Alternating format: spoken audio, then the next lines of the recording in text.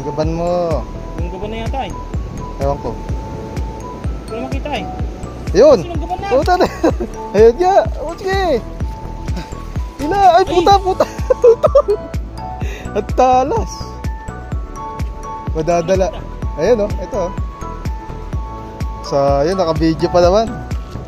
Dapat pala, ito na lang sa akin. Matalas yung ano niyan eh.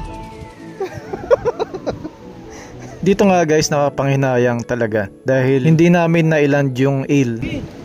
Wala, di na yun, nadala na yun. Pero kahit ganun pa man ang nangyari ay masaya na rin kami sa huli namin ngayong araw. Mga buhay pa, sariwa. 10. At syempre ngayong araw guys ay successful pa rin naman dahil meron kaming may ulam na isda at makakakain kami ng fresh from the sea dahil maiwasan namin ang kumain ng frozen food dito